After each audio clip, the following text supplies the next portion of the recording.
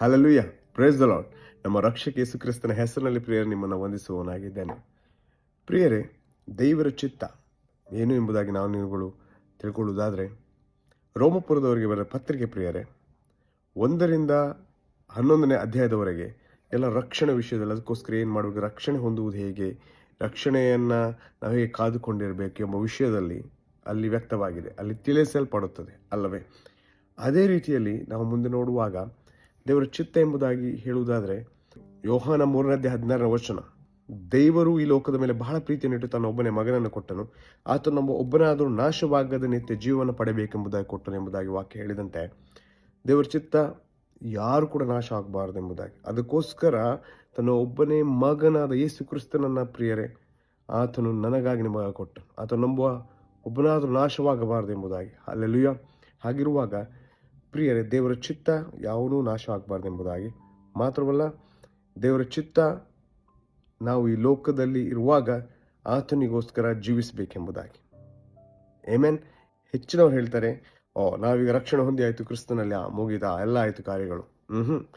ರಕ್ಷಣೆ ಹೊಂದಿದ ನಂತರ ಅದರ ನಂತರದ ಜೀವಿತ ಬಹಳ ಪ್ರಾಮುಖ್ಯವುಳ್ಳದ್ದಾಗಿರ್ತದೆ. ಯಾಕಂದ್ರೆ ಈ ಲೋಕಕ್ಕಾಗಿ ಸತ್ತು ನಾವು ಕ್ರಿಸ್ತನಿಗೋಸ್ಕರ ಜೀವಿಸುವವರಾಗಿರ್ತೇವೆ. ಆಮೆನ್. ಹಾಗಿರುವಾಗ ನಮ್ಮನ್ನು ನಾವು ಈ ಲೋಕದಿಂದ ಪ್ರತ್ಯೇಕಿಸಲ್ಪಡುತ್ತೇವೆ. ಹೇಗೆಂದ್ರೆ, ನಾವು ಈ ಲೋಕದಲ್ಲಿ ಇದ್ದೇವೆ, ಬಟ್ ನಾವು ಈ ಲೋಕಕ್ಕೆ ಸಂಬಂಧ ಪಡೆದವರು ಎಂಬುದಾಗಿ ದೇವರ ವಾಕ್ಯ ಹೇಳ್ತದೆ. ಹಾಗಿರುವಾಗ ಪ್ರಿಯರೇ, ನಮ್ಮ ಜೀವಿತವನ್ನು ಸಂಪೂರ್ಣವಾಗಿ ಕ್ರಿಸ್ತನ ಕೈಯಲ್ಲಿ ಒಪ್ಪಿಸಿಕೊಡುವಂಥದ್ದು, ಕಂಪ್ಲೀಟ್ ಸರೆಂಡರ್. ಮತ್ತು ನಮ್ಮನ್ನು ನಾವು ಕಂಪ್ಲೀಟ್ ಡೆಡಿಕೇಟೆಡ್ ಆಗಿರ್ಬೇಕು ದೇವರಿಗೋಸ್ಕರ. ಆತನಿಗಾಗಿ ನಾನು ಹೇಗೆ ಆತ ನನಗಾಗಿದ್ದ ಅನ್ನೋದು ಕ್ರಿಸ್ತನು ಯೇಸು ಸ್ವಾಮಿ, ಅದೇ ರೀತಿ ನಾನು ಆತನಿಗೋಸ್ಕರ ಇರಬೇಕು. ದೇವರ ವಾಕ್ಯ ಹೇಳ್ತದೆ, ಈ ಲೋಕ ಉಪ್ಪಾಗಿದ್ದೀರಿ, ಮಾತ್ರವಲ್ಲ ಈ ಲೋಕಕ್ಕೆ ನೀವು ಬೆಳಕಾಗಿದ್ದೀರಿ ಎಂಬುದಾಗಿ. ಆಮೇನ್. ಈ ಒಂದು ಪ್ರೀತಿಯನ್ನು, ಕ್ರಿಸ್ತೀಯ ಪ್ರೀತಿಯನ್ನು ನಾವು ಕೊಡುವವರಾಗಿರ್ಬೇಕು ಇನ್ನಿತರನ ಬೆಳಕಿನ ಕಡೆಗೆ ನಾವು ನಡೆಸುವವರಾಗಿರ್ಬೇಕು, ಇನ್ನಿತರನ ಕ್ರಿಸ್ತನ ಕಡೆಗೆ ನಾವು ನಡೆಸುವವರಾಗಿರ್ಬೇಕು. ದೇವರ ವಾಕ್ಯ ಹೇಳ್ತದೆ, ಲೋಕದ ಕಟ್ಟೆ ಕಡೆಗೆ ಹೋಗಿ ಸುವಾರ್ತೆಯನ್ನು ಸಾರಿರಿ ಎಂಬುದಾಗಿ, ಹಾಗೂ ತಂದೆ ಮಗ ಪವಿತ್ರಾತ್ಮ ಹೆಸರಿನಲ್ಲಿ ನೀವು ದೀಕ್ಷಾಸ್ನಾನ ಮಾಡಿಸಿರಿ ಎಂಬುದಾಗಿ, ಮಾತ್ರವಲ್ಲ ಶಿಷ್ಯರನ್ನಾಗಿ ಮಾಡಿರಿ ಎಂಬುದಾಗಿ. ಡಿಸೈಪಲ್ಶಿಪ್ ಇಸ್ ವೆರಿ ವೆರಿ ಇಂಪಾರ್ಟೆಂಟ್ ಅಲ್ಲವೇ. ಹಾಗಿರುವಾಗ ದೇವರ ಚಿತ್ತವೆಂಬುದಾಗಿ ನೋಡುವಾಗ ಮುಂದಿನ ವಿಡಿಯೋಗಳಲ್ಲಿ ನಾನು ಶೇರ್ ಮಾಡಲಿಕ್ಕೆ ಬಯಸ್ತೇನೆ. ಇವತ್ತು ನಾನು ಪ್ರತ್ಯೇಕಿಸಲ್ಪಡುವ ವಿಷಯದಲ್ಲಿ ಮಾತಾಡಲು ಬಯಸ್ತೇನೆ.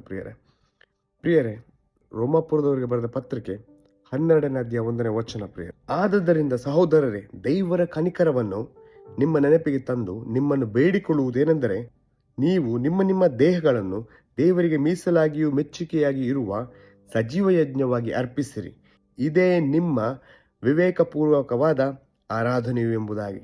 ಇಹಲೋಕದ ನಡವಳಿಕೆಯನ್ನು ಅನುಸರಿಸದೆ ನೂತನ ಮನಸ್ಸನ್ನು ಹೊಂದಿಕೊಂಡು ಪರಲೋಕ ಭಾವದವರಾಗಿರಿ. ಹೀಗಾದರೆ ದೇವರ ಚಿತ್ತಕ್ಕನುಸಾರವಾದದ್ದು, ಅಂದರೆ ಉತ್ತಮವಾದದ್ದು, ಮೆಚ್ಚುಗೆಯಾದದ್ದು, ದೋಷವಿಲ್ಲದು ಯಾವುದೆಂದು ವಿವೇಚಿಸಿ ತಿಳ್ಕೊಳ್ಳುವಿರಿ ಎಂಬುದಾಗಿ.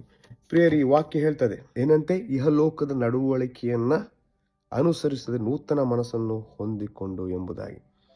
ಈ ಜಗತ್ತಲ್ಲಿ ಪ್ರಿಯರೇ ಹಲವಾರು ರೀತಿಯ ಶಬ್ದಗಳಿವೆ ಅಲ್ವಾ, ಬೇರೆ ಬೇರೆ ರೀತಿಯ ಕಾರ್ಯಗಳು ಈ ಜಗತ್ತಲ್ಲಿವೆ. ಈ ಲೋಕದಲ್ಲಿ ಹಲವಾರು ಅನಗತ್ಯ ವಿಷಯಗಳಿವೆ, ಹಲವಾರು ರೀತಿಯ ಗಲಿಬಿಲಿ ತರುವಂತಹ ವಿಷಯಗಳಿರ್ತದೆ, ಹಲವಾರು ರೀತಿಯ ಒಂದು ವಿಚಲಿತಗೊಳ್ಳುವಂತಹ ಬಹಳಷ್ಟು ಕಾರ್ಯಗಳು ಈ ಲೋಕದಲ್ಲಿವೆ ಅಲ್ಲವೇ. ದೇವ ಮಗುವೆ, ಈ ಲೋಕದಲ್ಲಿರುವಾಗ ಈ ಲೋಕದ ರೀತಿಯಲ್ಲಿ ಜೀವಿಸದೆ ಪರಲೋಕ ಭಾವದವರಾಗಿ ಜೀವಿಸಬೇಕೆಂಬುದಾಗಿ ದೇವರ ವಾಕ್ಯ ಹೇಳ್ತದೆ. ಯಾಕಂದ್ರೆ ಇದು ಹೇಗೆ ಸಾಧ್ಯ? ನಮ್ಮನ್ನು ನಾವು ಪ್ರತ್ಯೇಕಿಸಲ್ಪಡಬೇಕು.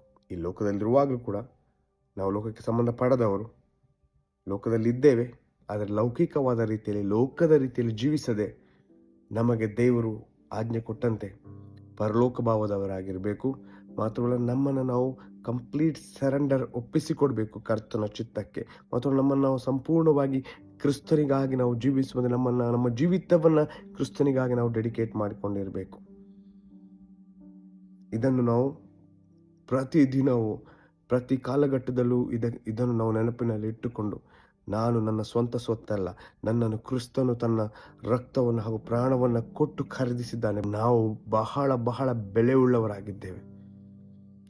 ಹಾಗಿರುವಾಗ ನಮಗೆ ದೇವರು ಕೊಟ್ಟಂತ ಈ ಒಂದು ಹೊಸ ಜೀವಿತವನ್ನ, ನ್ಯೂ ಲೈಫನ್ನು, ಕರ್ತನಿಗೋಸ್ಕರ ನಮ್ಮನ್ನು ನಾವು ಈ ಲೋಕದಿಂದ ಪ್ರತ್ಯೇಕಿಸಲ್ಪಟ್ಟವರಾಗಿ ನಮಗೆ ದೇವರು ಕೊಟ್ಟಂತ ಈ ಜೀವಿತವನ್ನು ಕ್ರಿಸ್ತನಿಗೋಸ್ಕರ ಜೀವಿಸುವಂತಹ ಮಕ್ಕಳಾಗಿ ನಾವು ಬಾಳಬೇಕಾಗಿದೆ. ಪ್ರಿಯರೇ, ನಮ್ಮನ್ನು ಕ್ರಿಸ್ತನಿಗೋಸ್ಕರ ಜೀವಿಸಲು ನಮ್ಮೊಳಗಿರುವ ಆತನು ಪವಿತ್ರಾತ್ಮನು ನಮ್ಮನ್ನು ಗೈಡ್ ಮಾಡಿ ನಡೆಸುವ ಆತನಾಗಿದ್ದಾನೆ.